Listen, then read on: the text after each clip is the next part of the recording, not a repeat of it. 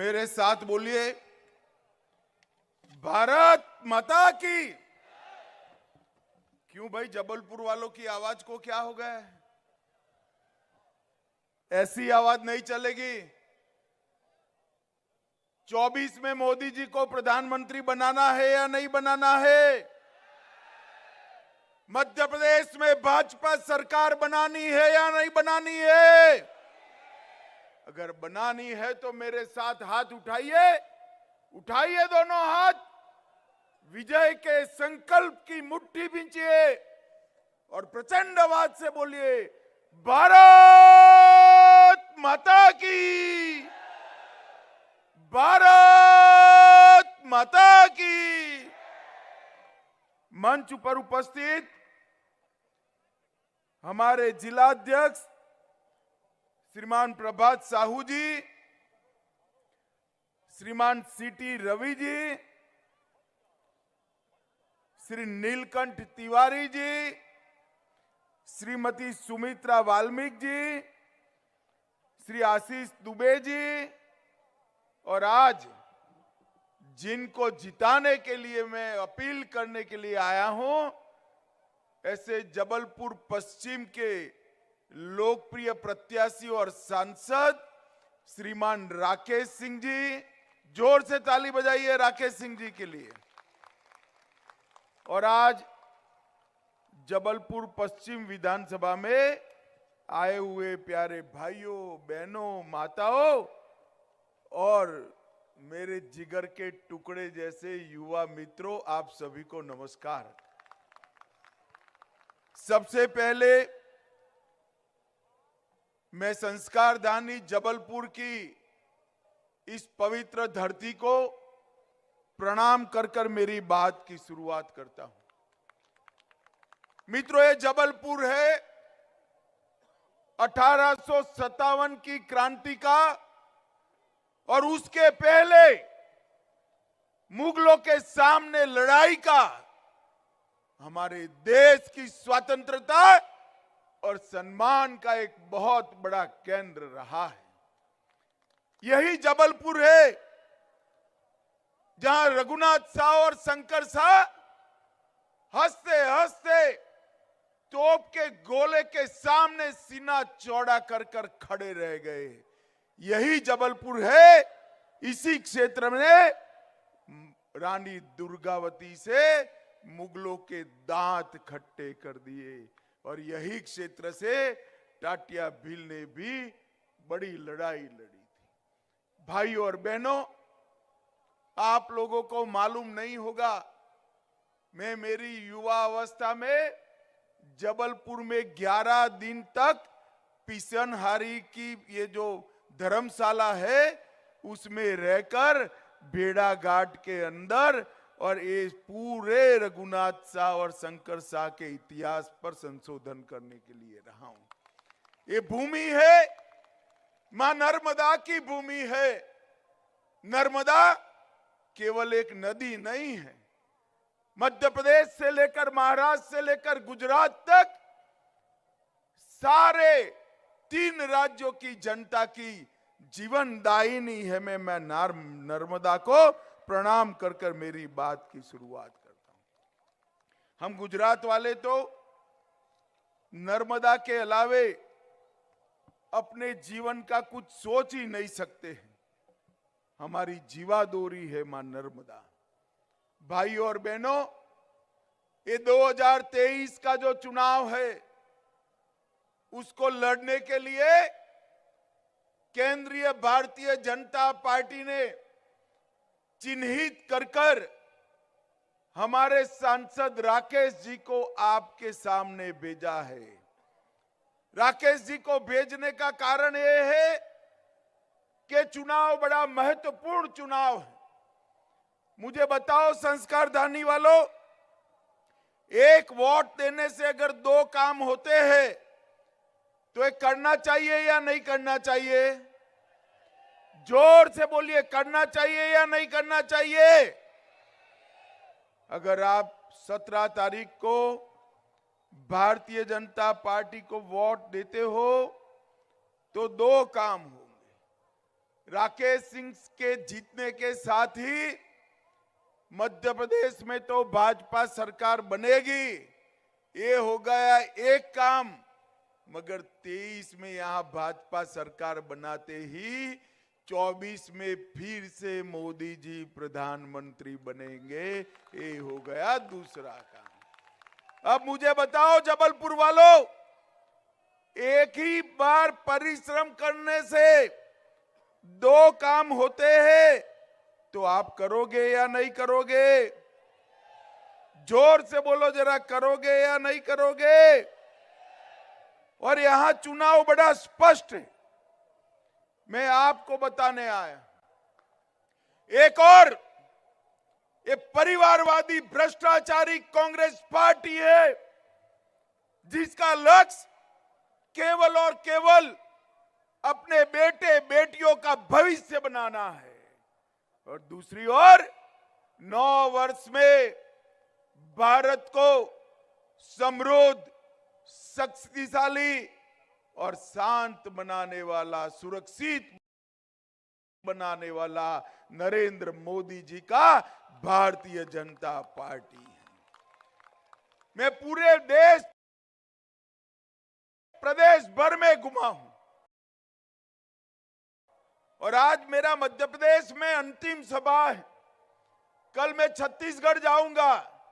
मैं आपको बताता हूं, मैं चंबल ग्वालियर गया, सागर गया, भोपाल क्षेत्र में गया, जबलपुर में भी दूसरी बार आया।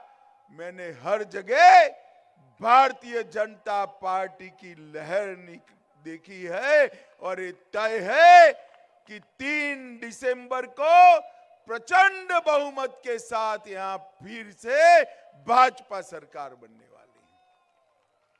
भाई और बहनों, अभी अभी कल 2 दिन पहले दीपावली गई, आपने पटाखे जलाए या नहीं जलाए? अरे जोर से बोलो, युवा है सब, जलाए या नहीं जलाए? मगर इस बार मध्य प्रदेश में एक नहीं 3 दीपावली होने वाली है। 3 बार पटाखे जलाना है। जलाओगे क्या? अरे पूछो तो सही, क्यों 3 बार करना है? चलो मैं बता देता हूं। पहली दीपावली तो आपने मना ली, दूसरी दीपावली 3 दिसंबर को भाजपा सरकार बने तब मनानी है, समझ गए?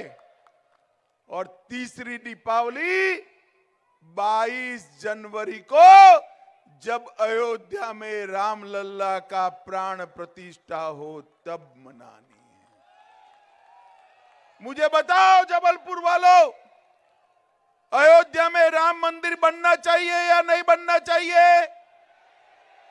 70 साल से एक कांग्रेस पार्टी राम मंदिर को अटका रही थी, भटका रही थी, लटका रही थी, और उन्होंने जब से मंदिर टूटा, 550 साल से अपमानित रामलल्ला को 70 साल तक टेंट में बिठाने का काम किया। आपने दूसरी बार भारतीय जनता पार्टी की सरकार बनाई, मोदी जी प्रधानमंत्री बने। मोदी जी ने अयोध्या में राम मंदिर का भूमि पूजन करने का काम किया और 22 जनवरी को राम मंदिर में, अयोध्या में रामलल्ला विराजमान हो जाएंगे। भाई और बहनों, ये राहुल बाबा है ना, राहुल बाबा जानते हो ना? अरे जानते हो या नहीं जानते हो? राहुल बाबा ने मुझे 5 साल बहुत ताने लगाए हैं। मैं पार्टी का अध्यक्ष था 2014 से 19। कहीं पर भी चुनाव आए, वो कहते थे मंदिर वहीं बनाएंगे, तिथि नहीं बताएंगे। मुझे ताना लगाते थे। अब आज मैं संस्कार दानी में राहुल बाबा को कहता हूं, तिथि सुन लो कान खोल कर। 22 जनवरी 2024 को मोदी जी प्राण प्रतिष्ठा करने वाले हैं। संस्कारधानी वालों, अयोध्या दर्शन करने जाना है या नहीं जाना है? जोर से बोलो, जाना है या नहीं जाना है? फिर से पूछता हूं, जाना है या नहीं जाना है? खर्चा होगा ना? होगा या नहीं होगा? मगर चिंता मत करो, मध्य प्रदेश में भाजपा सरकार बनते ही मध्य प्रदेश के सभी लोगों को बारी बारी अयोध्या मध्य प्रदेश की भाजपा सरकार भेजने वाली है। ये कांग्रेस पार्टी ने हमेशा के लिए भारतीय संस्कृति का अपमान किया। मोदी जी ने न केवल अयोध्या में श्री राम का मंदिर, बाबा महाकाल का महालोक बनाया, केदारनाथ और बद्री धाम का पुनरुद्धार किया, सोमनाथ का मंदिर सोने का बन रहा है, और इसके साथ साथ उन्होंने विंध्यवासिनी के मंदिर बनाने की भी शुरुआत कर दी है।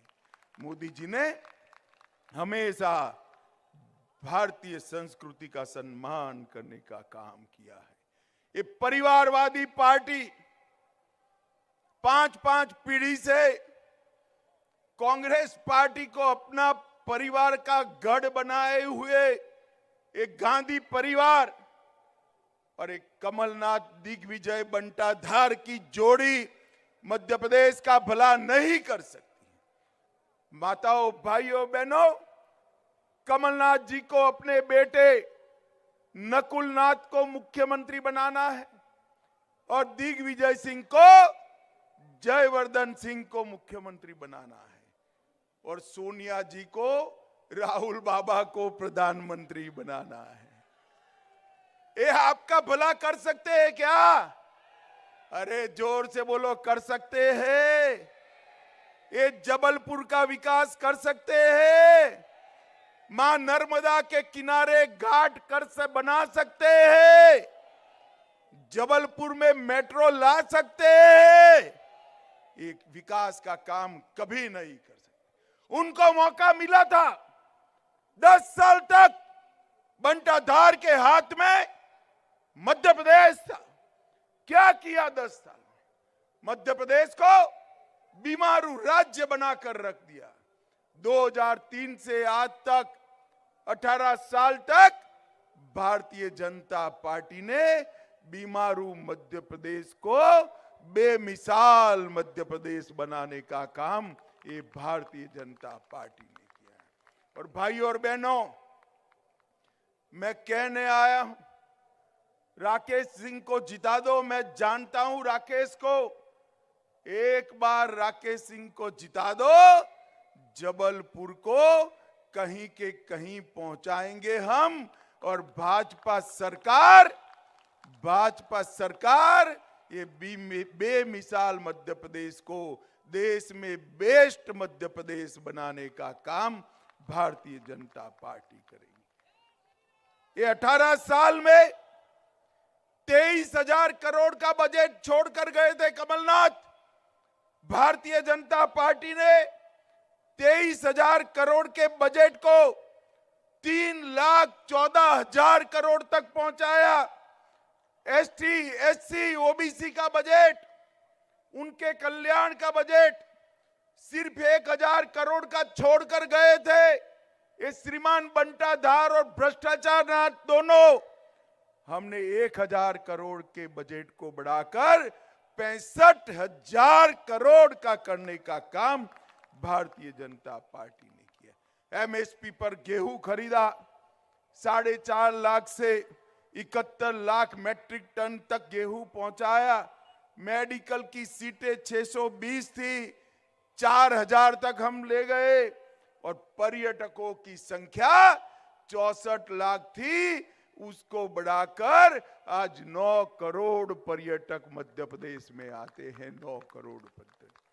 भाइयों और बहनों, मैं आज यहां से श्रीमान बंटाधार और कमलनाथ को पूछने आया हूं। 10 साल तक आपकी सरकार थी, यूपीए की सरकार थी, सोनिया मनमोहन की सरकार थी। मध्य प्रदेश को कितना ग्रांट दिया? हिसाब लेकर आओ कमलनाथ। मगर वो नहीं बोलते। कमलनाथ आए ना आए चिंता मत करो, मैं बनिए का बेटा हूं, मैं लेकर आया हूं आज हिसाब किताब आपको बताने के लिए। ये 10 साल में कांग्रेस पार्टी ने 2 लाख करोड़ रुपया मध्य प्रदेश के विकास के लिए दिया था। कितना दिया था संस्कारदानी वालों? जोर से बोलो कितना?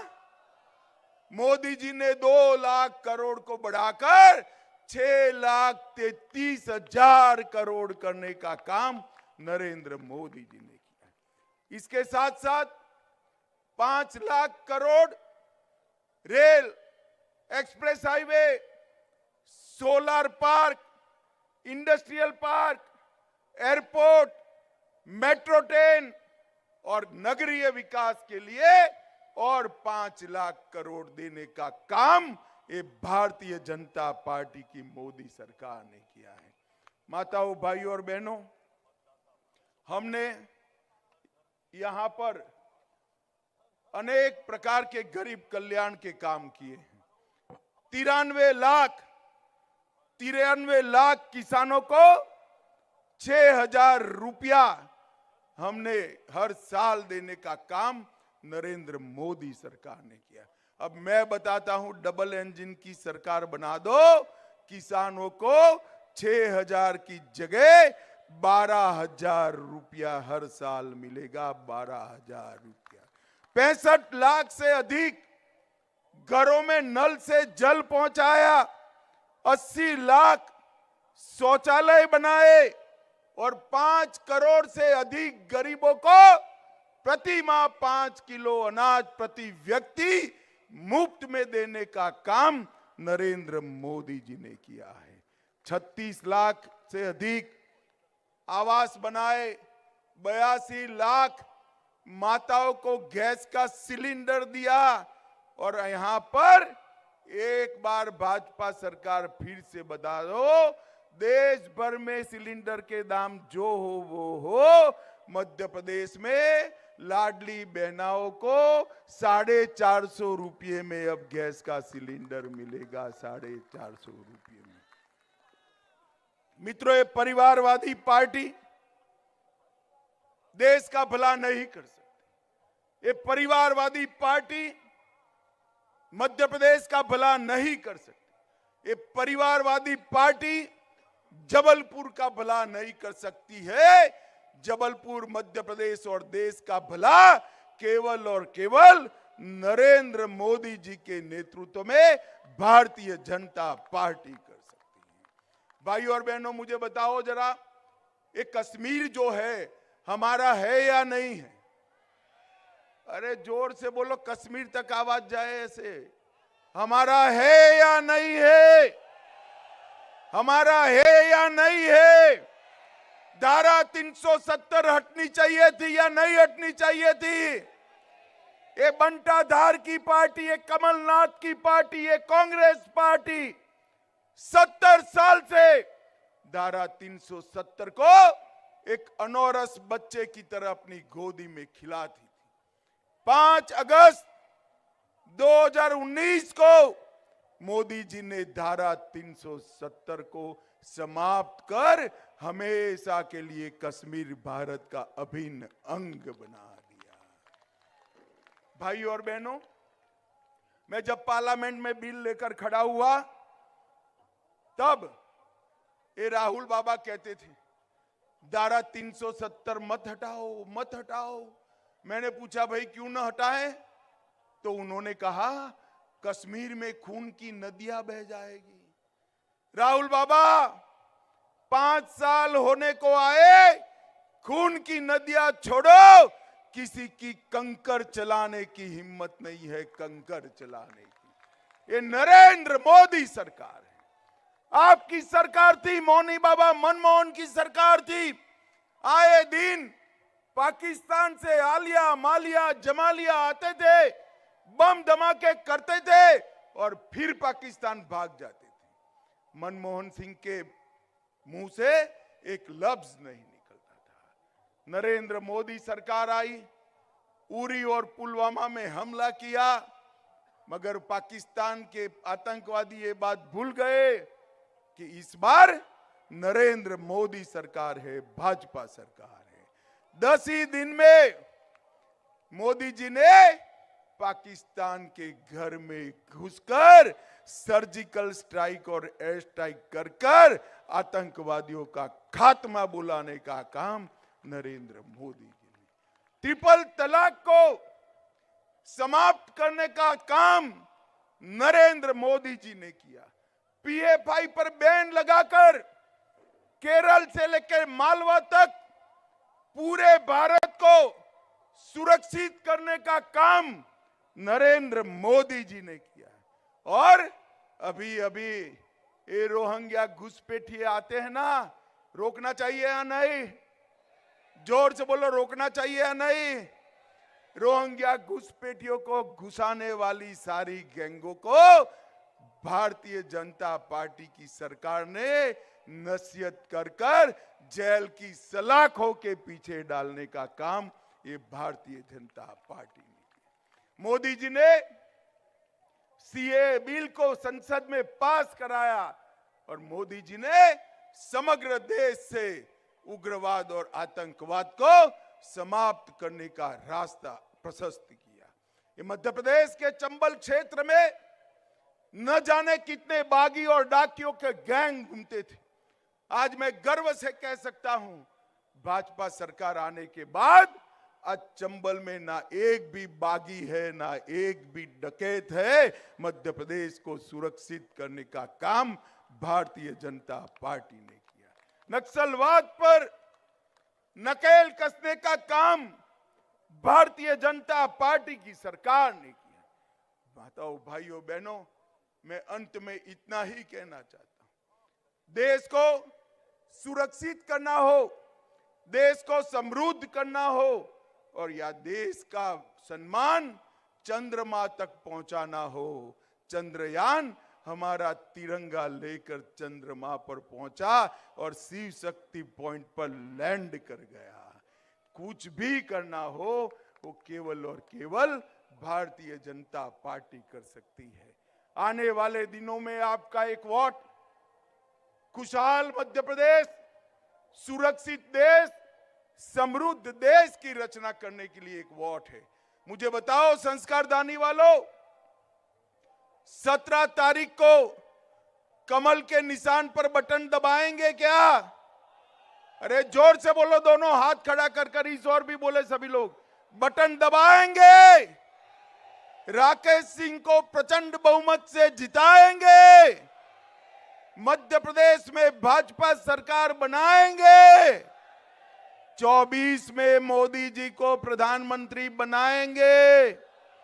तो मेरे साथ दोनों हाथ उठाइए, उठाइए दोनों हाथ, विजय के संकल्प की मुट्ठी भींचिए और प्रचंड आवाज से बोलिए, भारत माता की, भारत माता की।